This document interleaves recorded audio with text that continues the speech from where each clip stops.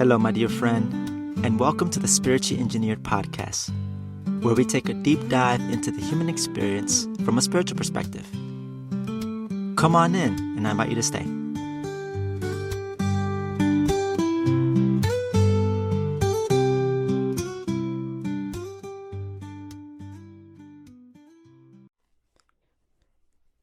This episode, I want to bring back to the importance of communication, because that's something that's been coming up recently that I want to share with you.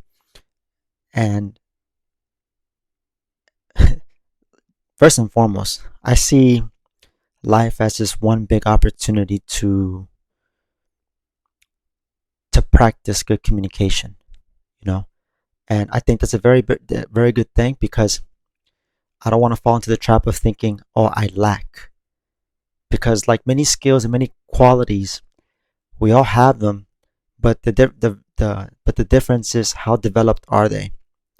And so as someone who's a communicator, or at least someone who commits to good communication, I do the best I can to develop my communication.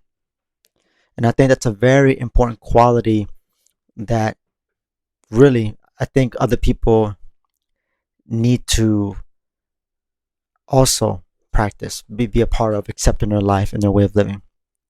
Because for me, it's been something that's been super helpful in interacting and relating with people. So I wanted to focus today on communication and touch on a couple of stuff that's been coming up.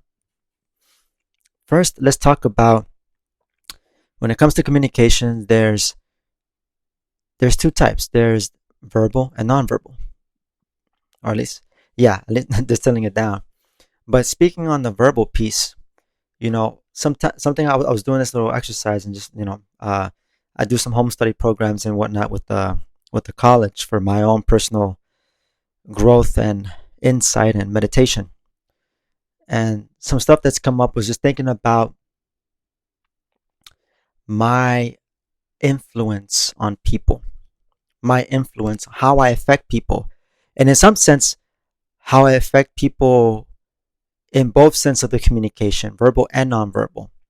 But speaking on the verbal communication, now I don't know if you've noticed at this point, if you're a recurring listener, first time listening, I would say something about my communication. I would use the word exuberance. Exuberance. And it's something that definitely, when I think about my colleagues, for example, they definitely feel that from me. So much so that there have been days when, usually when I'm like my usual self, I can be loud, but really for me it's just being expressive, which can, as a byproduct at times, I can come off as kind of loud and just projected, but that's just me. And there are days when perhaps I'm not feeling the best, I'm not having a great day, and that's okay. I'm not as expressive as I could be. And I've had my coworkers would just checking in on me or comment like, oh, Alvin, are you okay? Is everything all right? Almost immediately it's like it gets to that concern, like, is there something going on? Which at times it has been, but usually stuff that I have in my personal. And when it comes to work, and it really depends on the situation, unless if it's something that affects my colleagues, my coworkers, for us to do our job, I'm not going to share it. I'm not going to just put it out there. I don't like to air out dirty laundry with other people, especially like if it's my personal ish. That's for me. And if anybody that's open to want to help me and assist me, or wants to know, I'll open it up to them. And for the stuff that it does apply, then I need to do my best to communicate. And like I said, sometimes I know for me, I can run into the trap of this pattern of thinking where I basically internalize something like, oh, it's not that big a deal, and I might perceive it and judge it, or something that it's not worth sharing, it's not worth communicating. And I remember I had a conversation with my manager about this. This kind of came up in our weekly check-ins, and he was telling me, how can I support you? Because he recognized that sometimes I might have something on my mind and he can sense it, but I'm not saying anything. But the thing is, like I said, for me, I have this tendency to want to suppress it, like this. I don't want to share it because I have this concept or this programming that's like I don't want to be a bother to people. Like I said earlier, I don't like to air out laundry, and that's something where I can get into in the way of relating and connecting with people, and especially if there's something coming up. Like I think is this I know it's something that's very important, and so something I did in that moment to advocate for myself was, well, if you just if we're out on the field or something and you notice something's off, pull me aside. Sometimes a nudge for me helps a long way, and that's a very powerful thing when it comes to like communication with people. It's like the practice of communicating my needs to someone. That way, they help me help myself better, and I can thus show up better. At least in this way, and what I've learned in my weekly check-ins with my manager about this, just in that communication, just being open. But it's all that to say, it's very important for yourself. I don't know what your way of communication is, but to be very aware of the stories, the concepts you have in your head that prevent you from sharing something deep down you know that you need to share, that you may or may not need to share. But nevertheless, to be sensitive and to be aware, because, and especially the judgment piece. Like I said, I was judging my my thing like it's just it's not worth it. It's gonna be too much of a hassle. Just bringing drama, all these stories, which can be so like it could be so opposite of the truth or of what's actually needed. Like it's just like it becomes like an excuse when really it's in the best interest with those that I'm working with to communicate it. Even if I might feel some type of way, I might feel like an idiot. I'm gonna have to be feel vulnerable. There's like a price to pay to have to work towards open communication, and at times it's not very pleasant. It doesn't feel good. But just because it doesn't feel great at times doesn't mean that that doesn't mean that I don't practice it, because like I said, like the practice of open and clear communication is so crucial for all kinds of relationships, romantic, platonic, work, etc. Everywhere. It's so fundamental. And so looking at communication, as far as what else has been coming up, I mean, I mentioned the exuberant piece of like what how do people, what sense do they get from me when I'm communicating, or like how do I influence other people? And maybe you can ask this for yourself. And when you talk to people, friends or coworkers, how do you affect them? Have you taken a moment to even observe how people might perceive you or receive you in your own expression? And another thing that I'll add on to the verbal before I get a little bit towards the nonverbal eventually, something else that I'm coming a long way on working on with communication is to not over communicate. I know at times I find myself, across my different circles of friends, that I have that tendency to want to explain. I'll share more information than what is necessary about anything. If it's just something small, like if it's a situation, I start bringing out unimportant details or this, that. I start to add context into something that doesn't necessarily require context. However, my story and my version of why I do it is because of just this. A part of it is just to justify myself to other people. In some sense, it is to prove myself to someone. Uh, the justify piece is because definitely growing up, I've gotten into some trouble, and I've been reprimanded and been, punished at times physically for stuff that I've done when I'm in school, and that kind of put me in this position where I'm like I get tense when there's a sort of confrontation, and so with that, my communication gets a little stifled. Then it's like like the justification piece comes from like I know for me, looking at it from a psychological perspective of like not wanting to get hit. Oh, I don't want to get that consequence, that punishment. Really, the key word there, punishment. And so with that part of the communication, I've been working on less is more. Less is more. So let's continue moving on to the nonverbal piece. I might mention something else that if it comes through as I'm sharing, as sometimes things do. Anything else to add on the verbal communication? But like I said, verbal communication is so fundamental, and there's always room for growth in that. And there are many ways to refine it and hone it. I just think people need to have more concern about it because that's the very thing that affects so many relationships. And the practice is the key. And it says so much about where I'm at when I'm having these experiences and reflecting on these experiences that I'm having in my relationships. And now the nonverbal. So with energy, and what I've come to understand, your presence, you just showing up wherever you go, and when I say you, I'm also talking about myself here. You communicate with your presence. There's a saying like when we look at who we are and what we are, the soul. We are a soul with a physical body, not a physical body with a soul. We have a body. We are a soul.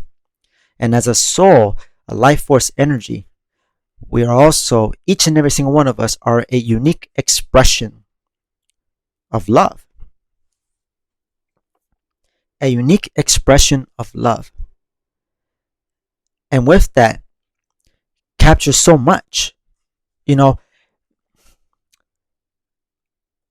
of the things I think with this that I've been putting together is that each and every single one of us, we are an essential part of our environment, whether you want to believe it or not.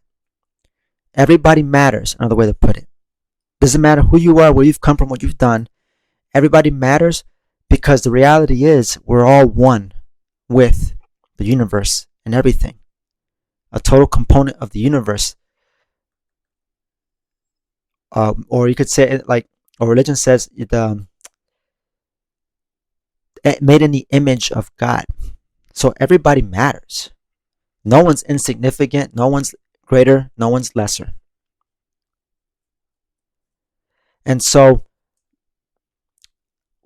something that came up for me that stood out.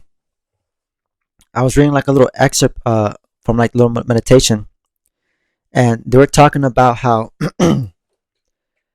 someone could be trained to do my job, but nobody can do it in my vibration,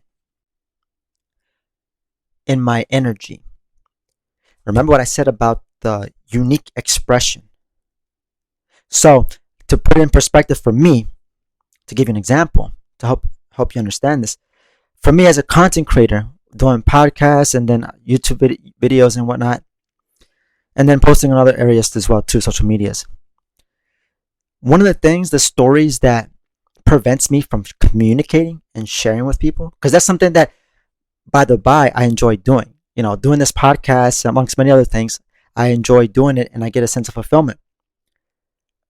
But one of the stories that gets me all tripped up is, oh, well, there's plenty of other people talking about it. Why me? Well, yes, there are some people, there are many people out there sharing the message of God, if you will, sharing spiritual truth, the essence of spiritual truth to many people, to be a guiding light. But each and every single one of us, in our unique expression, with that, what I've come to understand is that there are people that will resonate with it, and there are people that don't resonate at all. And the ones that don't resonate is none of my business. Not take it personal. And instead, focus on the people that I'm actually reaching and connecting to. Someone that witnesses me and listens to me talk or share about something and be like, oh, wow. For me, I've just been thinking about, okay, so then if me and this other person are sharing a similar message or sharing the same message to one individual, but we do it that's unique to us, we just how we naturally communicate. Understanding that that person will be more inclined to gravitate towards one person than the other. And that's okay. There are many reasons behind that.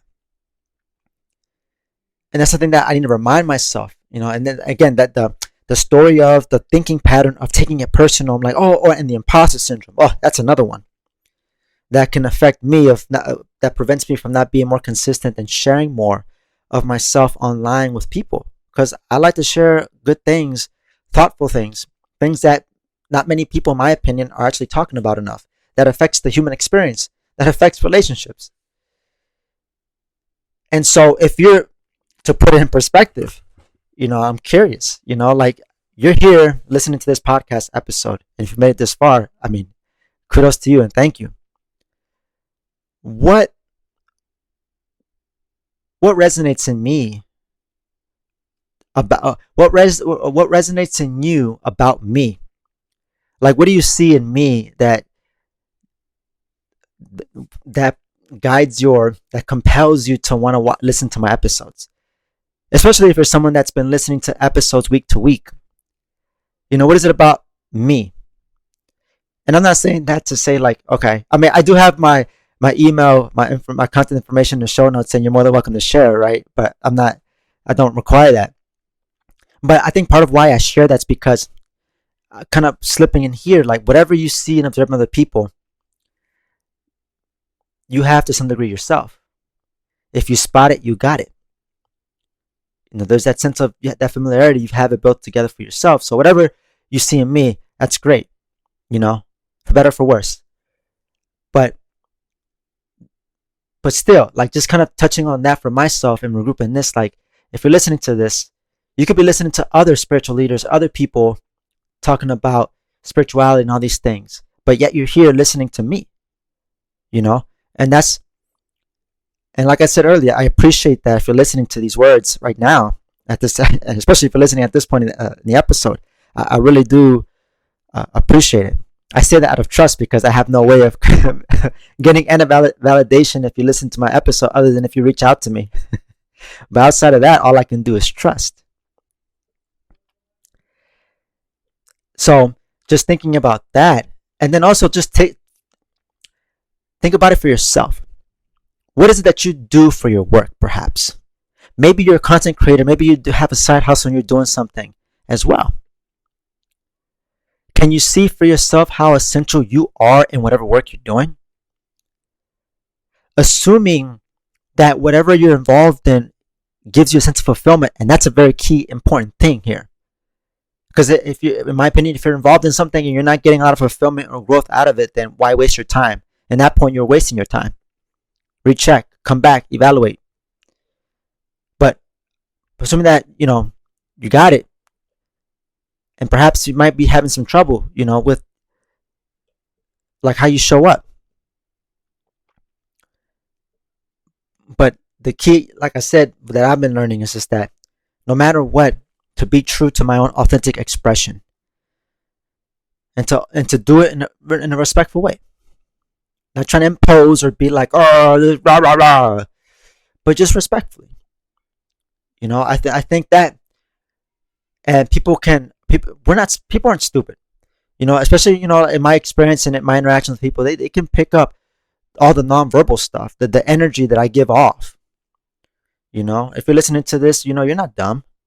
You can sense and be attuned to what, gets communicated, But let me bring it back.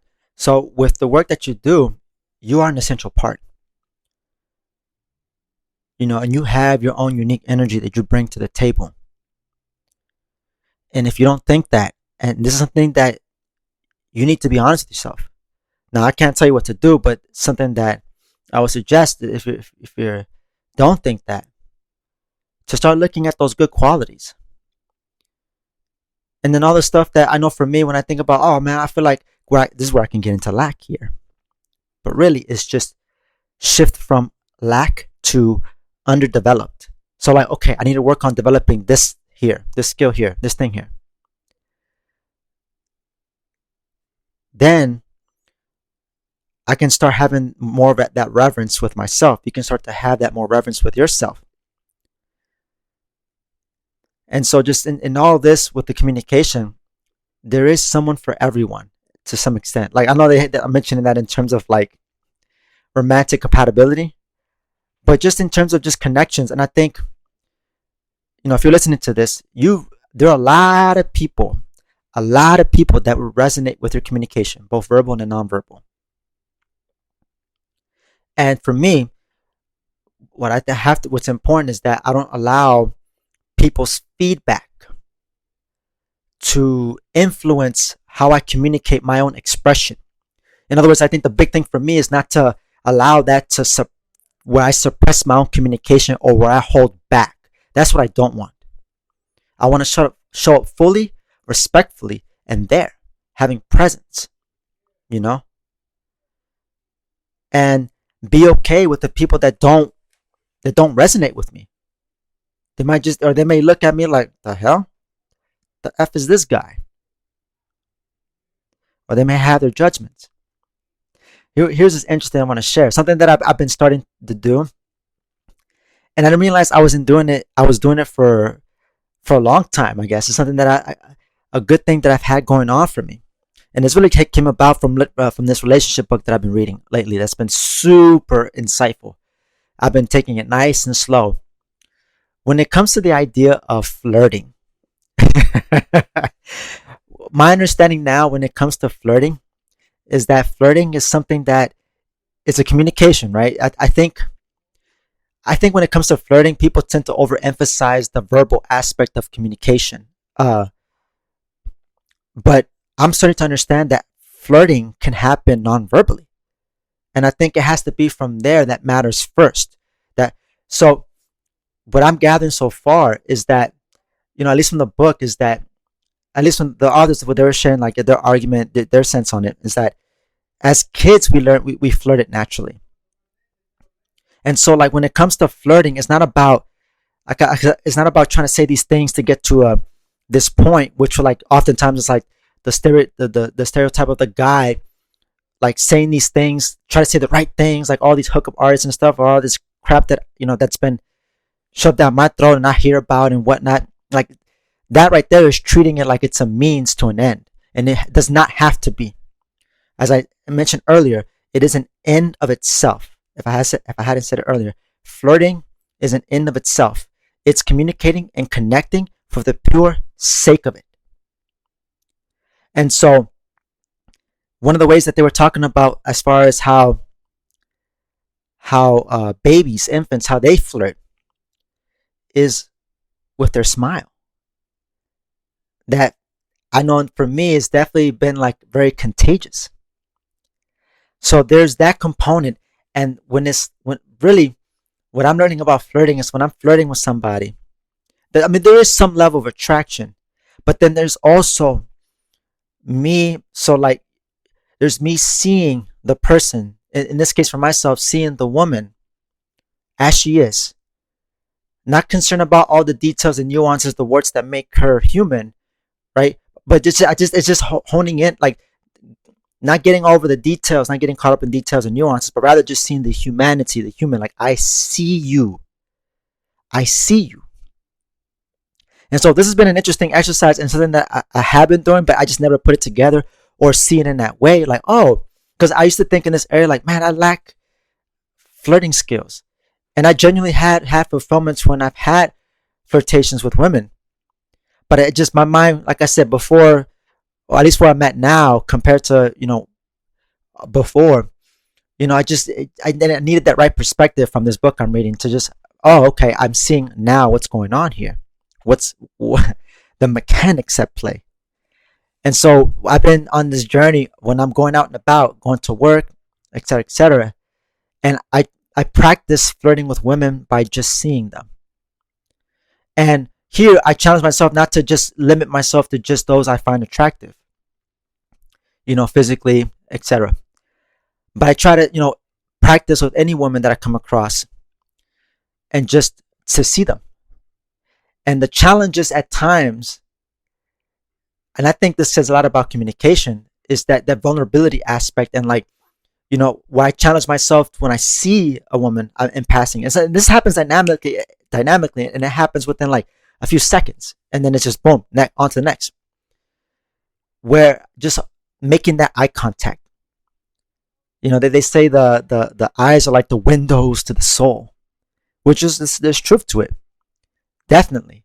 And I know for me, I can definitely shy away from making something as simple as eye contact, but that's so crucial. It's such an important thing. I want to be able to see, to be with, to have presence, because I think that makes for me discerning a compatible partner.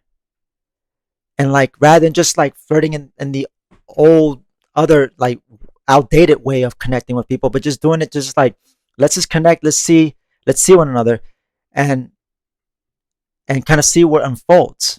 And that's something actually I'm planning to practice more on my journey of speed dating, but that's something for another episode, for later time. But so, going back to why I kind of got in this direction of like not taking it personal when I'm communicating with people. So like the nonverbal piece. So bringing it back home here of what this is all about, all this conversation. So, I spend my days where I'm intentionally like, wherever I go, if I see a woman, I'll just, I'll take a look, I'll take a moment in passing, like, oh, I'm going to look at her, see if she looks back, you know? And I've come across a lot that we'll make eye contact and then she looks away and I'm still looking, and then, all right, cool, I'll keep going. And then there's some that I'll look at, they won't even look at me at all. They might be on their phones, they might be looking at something else. And so that's been one of the ways for me to just stay true to my expression. And when I make contact with a woman, then with that feeling of that good intention, like, okay, I see you. Let me express myself for just this moment by just looking at you. And for me, this is an Alvin thing. When I see people, I like to smile. And I don't do it just to fake it or be like, oh, if I'm genuinely got something going on, like, my body will communicate that. But when I genuinely feel good, if I make eye contact with people, if I see them, I'll smile. I'll genuinely smile because, like I said, I practice staying on track in alignment with my purpose. And so I show up better on my day to day. So I take that into my opportunities. And so when I have those moments when I have this back and forth eye contact with another woman, those have been some moments for me that felt really good. Like, oh, we just connected for just that moment. We were just flirting for just a moment, And to me, that matters. Like, I'm here working on improving how I relate with people. And to me, there's always room for improvement. It's always a lifelong endeavor. I'm never at a place where I'm perfect. That's not what it's about. That's not what life's about.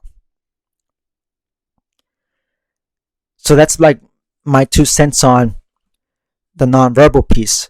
And just, no matter what, just stay true to my expression and communicate.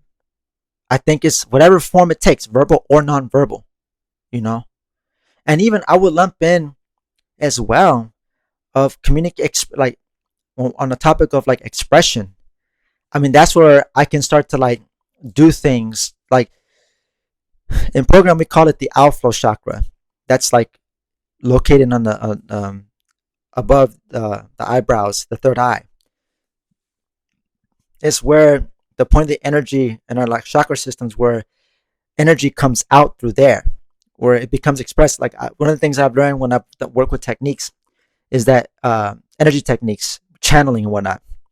At times, if they've always suggest, at least instructors I've worked with, they say look at the person's third eye, especially because if I get caught up, like, instead of looking at their eyes, which can be a bit overwhelming at times, it can be stimulating to look at their third eye to relax a bit more.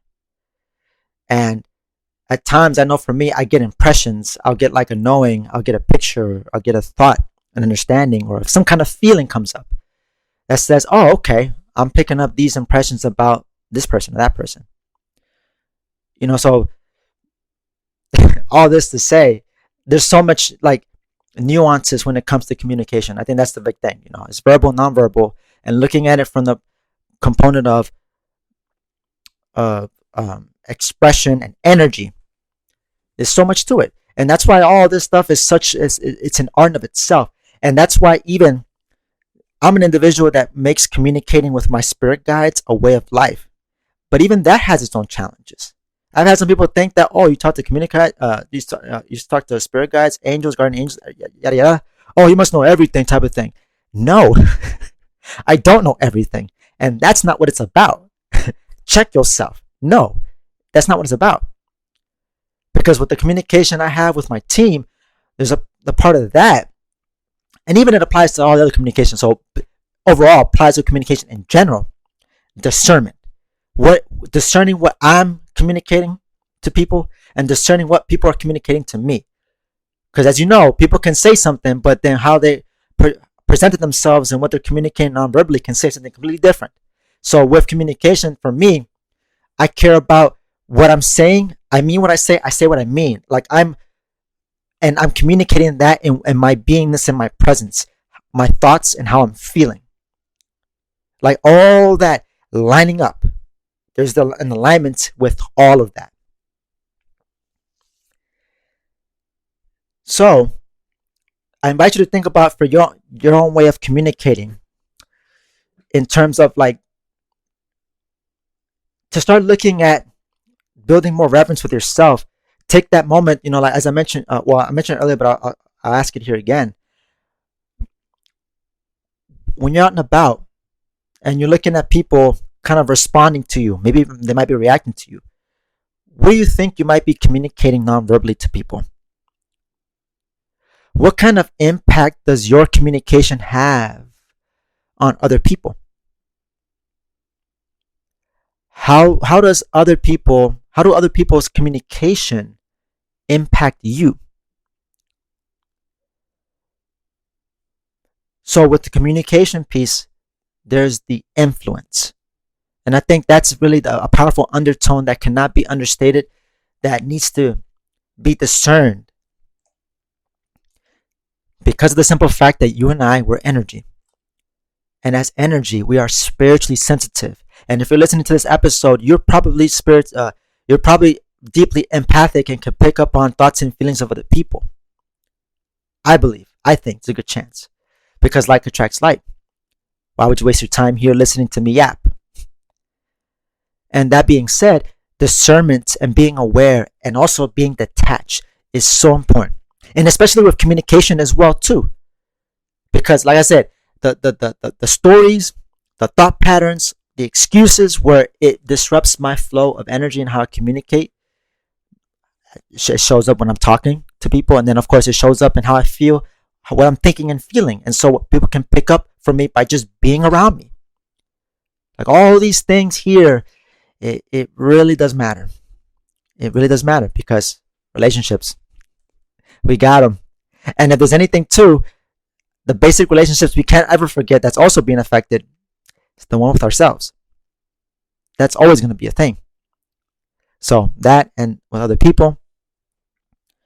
And given that at this point in the episode talking so much about it, and I'll continue talking about it in future episodes as new experiences and new stuff comes up. It's a way of life, communicating. It's part of, I think when we're living rather than just existing, there's that communication of exuberance in our environment. And this is the type of stuff I think where we can be of service. I'm going to try to wrap up this episode here and kind of bring you the concept, like with everything I just said, a lot of this helps me to understand about beingness. BEINGNESS. Beingness. There's that phrase, the human beings.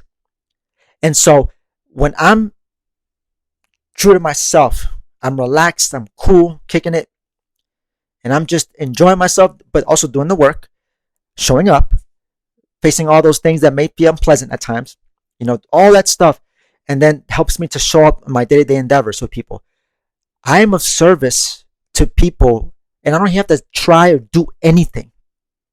And this is something that I want to, bring it home, I think, now at this point in the episode, so that you can be of service to people. And I would say you have already by you just being yourself.